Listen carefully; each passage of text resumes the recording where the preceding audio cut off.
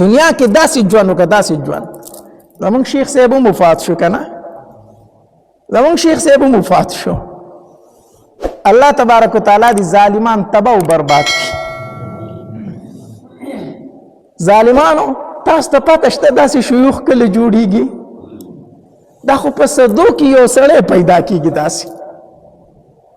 تاسو ته پته ده دا مولان څنګه تیاریږي؟ دا زما د مدرسې طلبه ناست دي، تاسو په خپله لیدلي دي. دا څومره په مشکله باندې عالمان جوړیږي، دا څومره په مشکله حافظان جوړیږي. دا میندو د خپلو سینو نه را جدا کړي دي په جړا باندې او په فریاد باندې او په ویر باندې. دا ماشومان په مدرسه کې جاړي، میندې ورته د هغې طرفه جاړي، د هغې د زړه ټوکړې موږ ته راتاوي کړي دي. د هغې چېرته پرزو کېږي زما دا بچی دې په کوڅو کې وګرځي او اواز دې وکړي وظیفه راوړی خدای مو وبخه. دوی ته داسې سپک مه ګورئ، دا کمزوري نه دي، دا د ډېرو غټو خاندانونو بچي دي، دا د ډېرو سپین روبو بچي دي. لاړ شئ د دوی په کلي او په وطن کې تپوس وکئ. ما په خپله په کوڅو کې چغې والې دي وظیفه راوړی خدای مو وبخه. کله د چا ورته ودرېدلی یم او کله د چا ورته ودرېدلی یم وظیفه راوړی خدای مو وبخه. دا د الله نازولي، دا ډېر په مشکله باندې د دوی نه عالمان جوړېږي، د دوی نه ډېر په مشکله باندې حافظان جوړېږي. بیا د شیخ صاحب په شانتې شیخان دا خو په مخ د ځمکه چېرته یو څو دانې وي، دا خو ډېر په مشکله باندې تیار شوي. ظالمه تا زموږ نه په یو ډز سر واخیستو، دا څومره په مشکله تیار شوی و. د هغه خلا به اوس څوک پوره کوي؟ هغه خو لاړو الله تبارک وتعالی لره. کله چې نیک انسان وفات شي په ده پسې ځمکه جاړي، په ده پسې اسمان جاړي، د ده پسې د درسونو هغه ځایونه جاړي. شیخ صاحب الله بخلی دی، په هغه پسې د هغه د احادیثو ځایونه جاړي. هغه چې په کومو لارو باندې مدرسې ته ته په هغه پسې هغه لارې جاړي، په هغه پسې په زرګاو طالبان جاړي، په هغه پسې د اسمان دروازې جاړي. الله به یې څنګه نه بخي؟ نیک انسان چې وفات شي په ده پسې د ده د سجدو ځایونه جاړي، د ده د ذکرونو ځایونه جاړي، د ده د سبقونو ځایونه جاړي. اسمان په دروازو باندې چې کوم د ده نیک اعمال ختل هغه دروازې جاړي. الله هغه نیک اعمال خو بند شو، هغه نیک اعمال خو بند شو. هغه خو الله بخلي دي، هغه د الله نیکان بندګان دي. ما ته تاسو یو قوم وښیئ که نه، ما ته په مخ د ځمکه باندې داسې یو قوم وښیئ تاسو که نه چې هغوی د خپل عالم سر راغستی دی په خنزیر پورې تړلی دی، هغوی د خپل عالم سر راغستی په سپي پورې تړلی دی، هغوی د خپل عالم سر راغستی په خر پورې تړلی. په مخ د ځمکه ما ته یو قوم وښیئ، زه یو قوم سیوا د پښتون نه، سیوا د پښتون نه، چې پښتون د خپل عالم سر د خنزیر سره وتړو، د سپي سره یې وتړو، د خر سره یې وتړو. وګوره نو په مخ د ځمکه د ټولو نه ذلیل ژوند چې تېروي هغه پښتانه تېروي. وګوره که نه په مخ د ځمکه د ټولو نه ذلیل ژوند چې تېروي پښتانه تېروي. ولې تېروي؟ د خپلو علماو ګستاخي کوي. ځکه حدیث مبارک کی راضی نبی علیہ السلام فرمائی من احان العالم چاچے دا عالم سپکاوے کو فقد احان العلم دا علم سپکاوے کو ومن احان العلم فقد احان النبی چاچے دا علم سپکاوے کو دا نبی سپکاوے کو ومن احان النبی فقد احان جبریل چاچے دا پیغمبر سپکاوے کو دا جبریل علیہ السلام سپکاوے کو ومن احان جبریل فقد احان اللہ چاچے دا جبریل علیہ السلام سپکاوے کو دا اللہ سپکاوے کو ومن احان اللہ فقد احانہ اللہ یوم القیامہ چاچے دا اللہ سپکاوے کو اللہ بدغ انسان ذلیل اور رسوا کی پورزی دا قیامت. اللہ بھائی ضرور ذلیل کئی، اللہ بھائی ضرور ذلیل کئی. تاسو دا علماء پو گستاخو پسی ظالمانو آغا سپین ڈکی تاسو پوینو باندے رنگ لچاگئی نخو اللہ لحیاء ورزی دا سپینو ڈکو نخو اللہ لحیاء ورزی. اللہ فرمائی سپین گیرے چی مات اللہ سپورتا کی زد دا لاس خالی نشم پر خودے چکلے دا سپینو ڈکو تا گورما آغا سپین ڈکی تاسو پوینو باندے رنگ کرنو هغه سپین ډکي تاسو په وینو باندې رنګ کړو دو او یا کاله زمونږ بچو ته قرآن وښودو او یا کاله زمونږ بچو ته حدیث وښودل مونږ ورته بدله دا وکړه چې یو میاشت خو ورته کنځل وکړو او چې په هغې خو سینې یخې نه شي آخر کې خو تې ګوله یې ویستله نن د علماو سره دا سلوک شروع دی ښه نن د علماو سره دا سلوک شروع دی قسم په الله ډېرې پاکې سترګې وجړلې شوې ډېر د معصوم سترګو نه اوښکې وبهېدې ډېر کمزوري طالبان وجړل هغې معصومان وجړل چې بالغ شوي نه دي تر ننه پورې ما لا په خپله مدرسه کې سم کلاس نه دی اخیستی که زه کلاس اخلم زما طلبه او زما طرف ته فکر نشته دی د مدرسې طلبه خو وجړول عالمان خو وجړول بزرګان خو وجړول شیوخ خو وجړول قسم په الله زما یو خبره یاد وساته یو خبره کو په دې ملک د علماو داسې قتل کیږي کو په دې ملک مون خاد ورځ اومنتل راشه په ما باندې په دې مخ توکان روتوکای کوم ملک چې د علماو سپکاوی کیږي سوال نه پیدا کیږي چې دغلته په مونږ په عزت ژوند تیر کو سوال نه پیدا کیږي چې مونږ په سکون ژوند تیر کو سوال نه پیدا کیږي چې مونږ په عزت پاتې شو موږ ځان له یو کار کتلی دی علما به شهیدان کیږي او دا یوازې د هغې نه ګیله نه ده موږ ټول داسې جوړ شوي یو ټول داسې جوړ شوي یو ټول داسې جوړ شوي یو تاسو فیسبوک کولاو کوئ تاسو سوشل میډیا کولاو کوئ تاسو د خپلو ځوانانو دا خبرې وینئ نکاح به ورله دوی ملا تړلی دي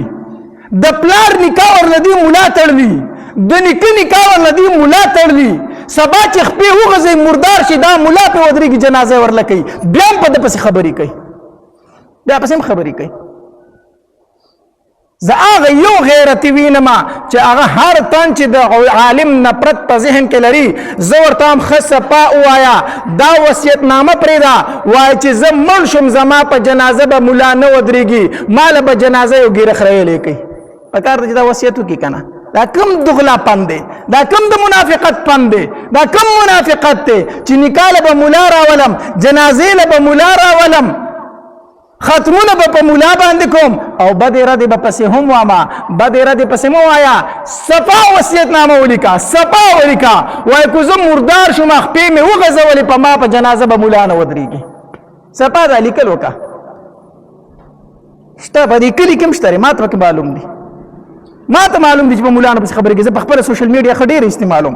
ما ته د هر تن کمنټ هم راځي ما ته د هر تن پوسټ هم راځي صحیح ده او معلوم دی راته او دا مې په خپل زړه کې ویلي دي چې مړ شو جنازې له نظم او چې څومره مې کېږي دومره علماو ته به وایم چې جنازې له مه ځئ ټیک شو مه ځئ جنازې له اصل دغلاپن دی منافقت خو اختیار کړی دی به هر حال د علماو سره مینه وساتئ د علماو سره محبت وساتئ د علماو سره عقیدت وساتئ دا زموږ نه نور څه نه غواړي مونږ ته قرآن ښیي مونږ ته حدیث ښیي کو منې ومنه کو نه منې کم از کم سپکاوی خو یې مه کوه کم از کم بدې ردې خو پسې مه وایه او یو خبره یاد وساتئ تاسو نظر وچلوئ او وګورئ کومو کسانو چې په عالمانو پسې بدې ردې ویلي که نه آخر انجام وګورئ د دین اسلام نه انکار کړی مرتد شوی دی وګورئ زما خو ډېره تجربه وشوله هغه کسان چې په علماو پسې به بد رد ویل اخري پوسټونه مې د هغې دا وکتل چې په دین اسلام اعتراضونه شروع کړو او د دین اسلام نه ووتل ومې کتل په خپله باندې چا د مرتد کېدو او کفر ته د تلو اوله پاونۍ د دې ځای نه شروع کېږي چې دی به په علماو پسې بدې ردې وي ځکه چې ستا اعتماد په عالم پاتې نه شو دا عالم چې کوم حدیث وي په حدیث ته اعتماد پاتې نه شو ته به وایي دا ملا د ځان نه وي ځکه بس ملا خو دې اعتماد پاتې نه شو په حدیثو دې اعتماد پاتې نه شو په قرآن دې اعتماد پاتې نه شو نو په آخر کې وایي دا حدیث چې وایي دا د ملانو خبرې دي دا کوم جهنم او جنت چې یادوي دا د ملانو خبرې دي دا وایي اخوا هېڅ شی نشته دی په آخر کې د څه جوړ شي مرتد ته نه جوړ شي دقه اخیری انجام شي اخیری انجام الله تبارک وتعالى دې موږ د دغې نه وساتي او یوازې علما او عوامو ته نه وامه علماو ته هم وامه زموږ دیني اختلافات په خپل ځای باندې خو د هر عالم قدر کوئ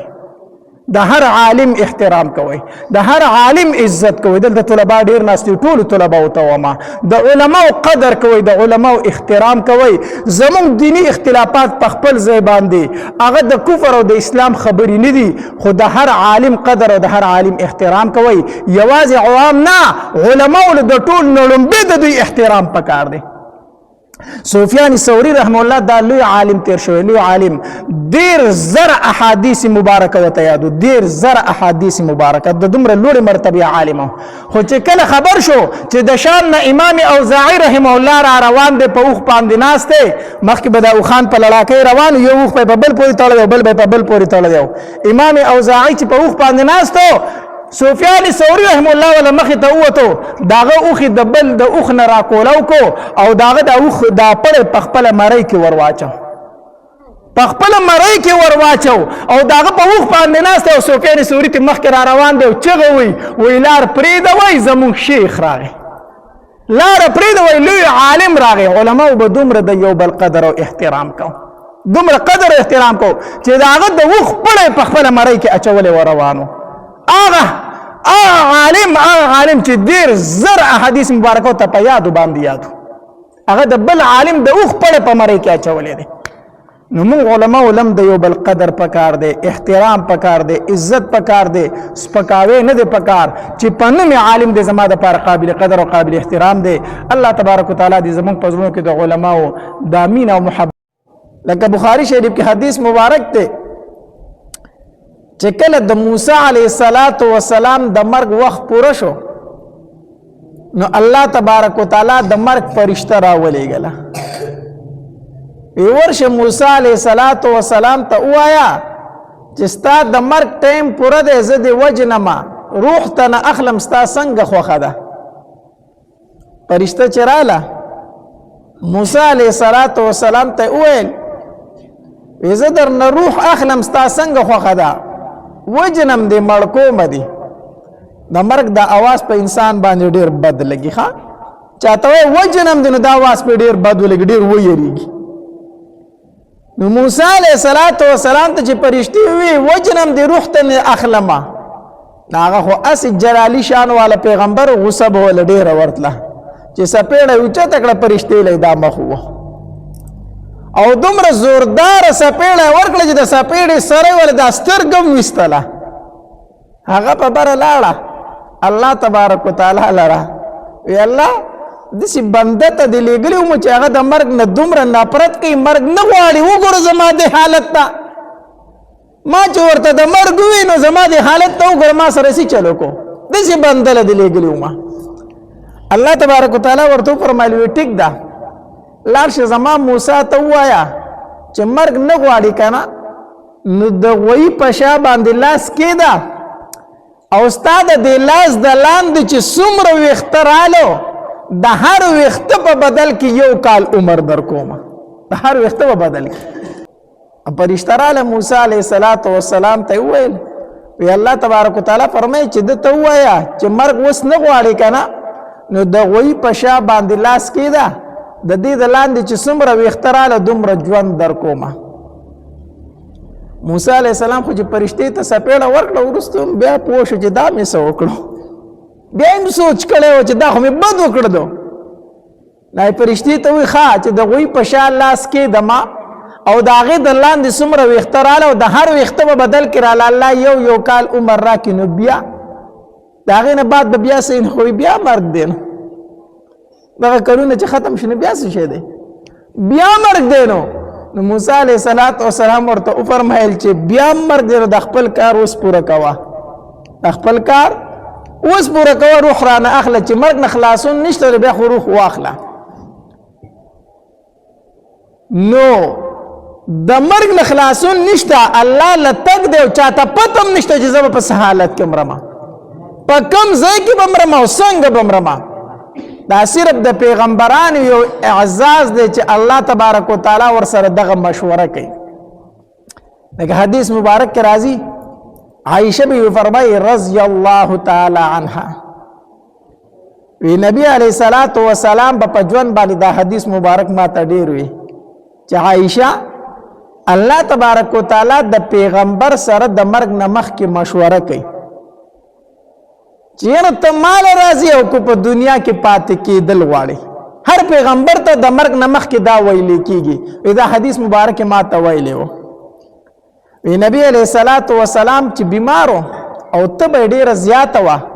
او زما په کوټه کې زما په دې غیږ کې پروت او د نبی علیه السلام دا سر مبارک زما د سینې او د زنې ترمنځ او دې ځای ته مې ځان ته اړم کړی و داسې. په نبی علیه الصلاة والسلام باندې تبه ډیره زیاته وه ډیره زیاته وه او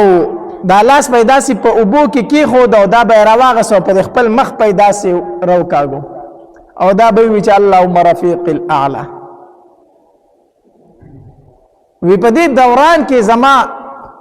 ورور عبدالرحمن رضی الله تعالی راغی د نبی علیہ السلام تماشې له بیمار پرسۍ له داسې مخامخ ورته ودرېدو. وی زما د ورور مسواک او داسې د نبی علیہ السلام زما د ورور ته او د مسواک ته ډېر کتل. زه پوه شوم چې نبی علیہ الصلاة والسلام دا مسواک غواړي ځکه نبی علیہ السلام به د مسواک سره ډېره زیاته مینه وه. وی داسې مسواک ته یې کتل. وی ما ورته وی چې د الله پاک پیغمبره مسواک ته دې زړه کېږي کو. نبی علیہ الصلاة والسلام راته سر وړکو چې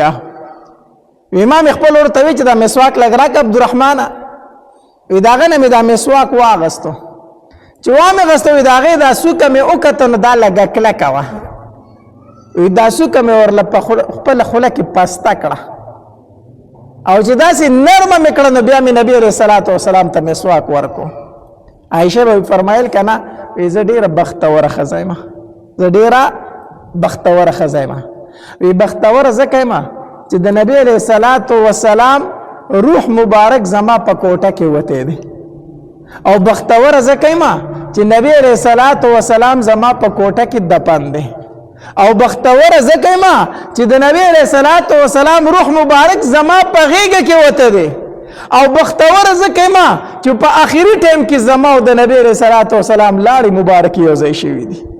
ځکه بختوره یم. یا مسواک ورله ما پوس کو په خپله خوله کې په هغې مسواک پورې زما لاړې انښتې وي چې ما نبي علیه السلام له ورکړو هغه مسواک هغه په خپله خوله کې ووه. زما لاړې او د نبي علیه السلام لاړې ډېرې په آخري وخت کې یو ځای شوي او دا به یې ځکه ویلو چې په هغې وخت کې دا خبره مشهوره وه. وی د دوو اخترونو په منځ کې نکاح کول ښه نه وي. اوس هم خلک وایي که نه هغې وخت کې دا خبره مشهوره وه د دوو اخترونو په منځ کې نکاح ښه نه وي. نو عایشه به وفرمایل وي زما نکاح خو د شوال په میاشت کې شوې ده د ورکوټي اختر په میاشت کې د دوو اخترونو په منځ کې شوې ده. نو زه سپېره یم وایي زما په شانتې بختوره ښځه ما ته څوک بل څوک وښیي که نه نو زما نکاح خو په اخترونو په منځ کې شوې ده. الله نبی ما هغه مسواک راواغسته د خپل ورور نه او نبی علیه الصلاة والسلام له مې ورکو. نبی علیه الصلاة والسلام هغه مسواک ډېر زیات په مینه باندې وکړو په مینه باندې وکړو. نبی علیه الصلاة والسلام زما غیږې ته داسې د سینې ته ډډه والده او په دې ټایم کې ورسره جبري علیه الصلاة والسلام موجود و خواته ورسره ناست و جبري علیه السلام او په دې دوران کې د مرګ فرشته راله د مرګ فرشته دا ملک الموت چې دی د هر چا نه روحونه نه اخلي. اسرائیل علیه الصلاة والسلام دی د ټولو فرشتو مشر دی بیا د ده د نګرانۍ د لاندې ډېرې فرشتې دي ډېرې فرشتې دي او دله الله تبارک وتعالی په خپله دومره طاقت ورکړی دی. یو ځل دته نبي علیه الصلاة والسلام د ملک الموت ته وویل وی ته د دومره خلکو نه په یو ځای روحونه څنګه اخلي دنیا کې خو ډېر خلک په یو ځای مري که نه نو د دومره خلکو نه په یو ځای باندې روحونه څنګه اخلي. ده ورته وایي د الله پاکه پیغمبره ما له الله دومره طاقت راکړی دی که نه کو زه په اووم اسمان کې ما او د ښکتې ځمکې ته صرف دا خپلې دوه ګوتې ښکتې کړم د تمامو جاندارو نه پې روح اخیستی شم. یوازې انسانان نه ښه دا څومره روح واله څیزونه چې د دې ټولو نه په دې دوو ګوتو باندې په یو ځای روح اوچتولی شم. الله راله دومره طاقت راکړی دومره طاقت. نبی علیه الصلاة والسلام ورته وفرمایل ملک الموت اسې تا ته د مخکې نه پته وي چې د کوم انسان له روح اخیستلی کېږي مخکې نه تا ته الله ویلي نه مخکې نه زه خبر نه یم په کوم ټایم کې چې ته روح اخلم په دغه ټایم کې راته الله وایي چې د پلان کې انسان له روح واخله بس په دغه ټایم کې زه وپېژنم مخکې ما ته علم نه خو د نگرانۍ کې ډېرې فرشتې دي، ډېرې فرشتې هغه ټول روحونه اخلي. د نبی علیه الصلاة والسلام نه چې کومې فرشتې روح اخیستی او د هغې نوم دی اسماعیل. دا چې راله د نبی علیه الصلاة والسلام په خوا کې جبریل امین ناست و. جبریل امین نبی علیه الصلاة والسلام ته وفرمایلو د الله پاک پیغمبره اسماعیل فرشته راغلی ده، د روح قبض کوونکې فرشته ده، اجازت غواړي ته ورته اجازت ورکوي؟ نبی علیه الصلاة والسلام ورته وفرمایل وی او دته وایي چې راځه د مرګ دا فرشته راله. نبی علیه الصلاة والسلام ته وویل وی د الله پاک پیغمبره الله را لېږلې ما او الله تبارک وتعالی فرمایي چې د نبی علیه الصلاة والسلام ملاقات ته مې نور ډېر شوق شوی دی، نو غواړم چې دی ځان ته روبلمه. نو ستا څه رایي ده، ستا څه مشوره ده، ته پکې څه وایي؟ نبی علیه السلام خو په هر کار کې د جبریل امین سره مشوره کوله که نه؟ نو نبی علیه السلام داسې جبریل امین ته وکتل، په خوله یې څه ونه وی خو ویې کتل ورته چې جبریل امینه ستا څه مشوره ده، ما ته څه خبره وکړه که نه؟ جبریل امین ته وفرمایل د الله پاک پیغمبره الله اختیار درکړی دی، زه پکې څه نه وم، الله اختیار درکړی دی، خو یوه خبره ده چې الله دې ګوره د ملاقات شوق لري. نبی علیه الصلاة والسلام وفرمایل د مرګ فرشتې ته وی چې الله زما د ملاقات شوق لري، نو ته خپل کار جاری که، خپل کار وکړه، زما نه روح واخله. عایشه وی فرمایي وی د نبی علیه الصلاة والسلام په بله خبره نه یم پوهېدلی، خو دا لاس یې داسې اوچت کو چې دا الفاظ وي اللهم رفیق الاعلی، او بیا یو آیت کریمه چې مع النبیین والصدیقین والشهداء والصالحین وحسن اولئک رفیقا. دا آیت مبارکه لا سر ته نه ورسول چې دا آیت مبارکه په شونډو باندې نیمګړی پاتې شو او د نبی علیه السلام نه روح مبارک لاړو، یې نوره نه یم پوهېدلې په څه باندې.